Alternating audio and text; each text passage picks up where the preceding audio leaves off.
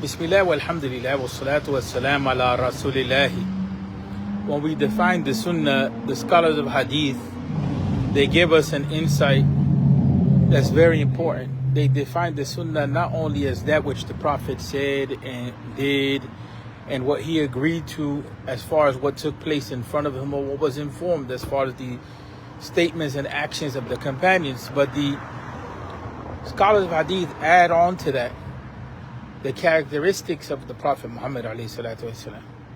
And of those characteristics are those that can be divided into that which he manifested in daily actions, such as when he was eating or sleeping, and then that which is a manifestation of his personality and how he manifested that personality through emotion.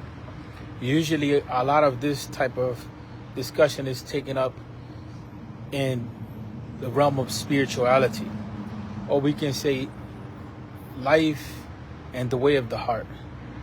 One of the issues that we confront here is that when we look at ourselves, and all of us should look at ourselves in the mirror, so to speak. When we talk about the Prophet Muhammad ﷺ, there is a tendency to talk about the Sunnah with regard to the type of beard that he had. There's a tendency for people to become fixated on his hairstyles. There's some that become fixated with regard to issues of dress, as far as the pants legs and so on and so forth.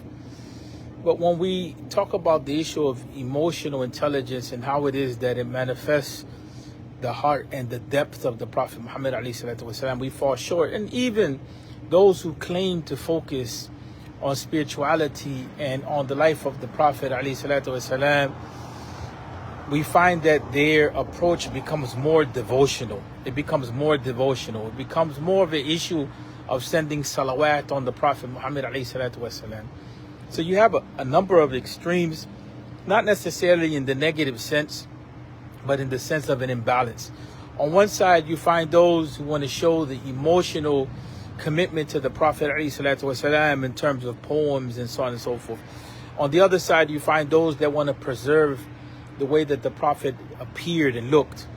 And somewhere in the middle, we have to talk about the states of the Prophet ﷺ. And we find in the Hadith a number of different textual indications as to how the Prophet dealt with his anger and how the Prophet comported himself with people, how when he spoke to people, they felt like they were the most important things in his life, or the most important people in his life.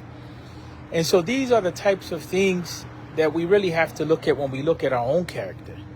The way that the Prophet dealt with anger, the way that the Prophet dealt with people, the way that the Prophet ﷺ resolved conflicts, the way that he dealt with his wives, especially in those time periods in which they necessarily weren't the most comfortable to deal with. The more that we can embody that aspect of the Prophet's character, ﷺ, the more easy that it will become for us to navigate through life. We can take on the smile of the Prophet, but what does it mean to take on the smile of the Prophet when people anger us? We can take on the fact that the Prophet at certain times wore kohl.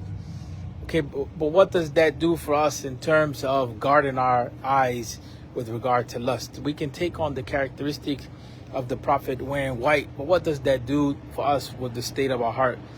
How does that allow us to engage the people, interact with them?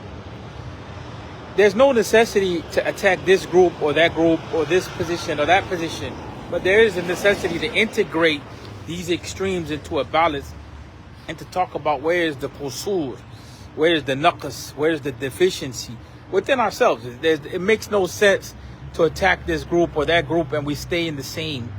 But the reality of the situation is what's deficient within ourselves. What's deficient within ourselves. And one of the things that has been a point of reflection for myself personally these days is how the Prophet was able to use his emotion, alayhi salatu wasalam, to manifest the highest of character and virtue. And I don't want this live to be a live as, oh mashallah, inspirational or just theoretical, but I want it to be more of a point of self-reflection. How is it that our emotions become the means for us to manifest virtue in the world? That's difficult. That's difficult. The realm of emotion is one of the realms in which many of us begin to fall short, and we lose control over ourselves.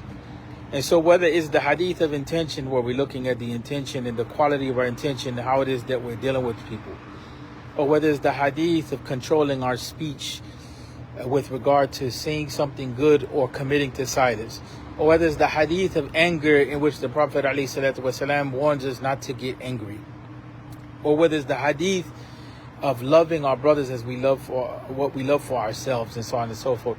We find a lot of different hadith, when we bring them together, really make up the persona of the Muslim. And really, when we look at the life of the Prophet ﷺ, how he embodied that, and how it very much has to do with our emotion and how it is that we deal with others. One of the most difficult things is to embody the teachings of Islam at that level, so that our emotions manifest the values and the virtues of what it means to be conscious of Allah Tabaraka wa Ta'ala. And we ask Allah to forgive us, to aid us, to help us, to protect us and guide us, and make things easy for us in this world, and so that we enter into the next with the favor of Allah. We ask Allah Tabaraka wa Ta'ala to allow us to manifest with our emotions the highest values of Islam. Assalamu alaikum.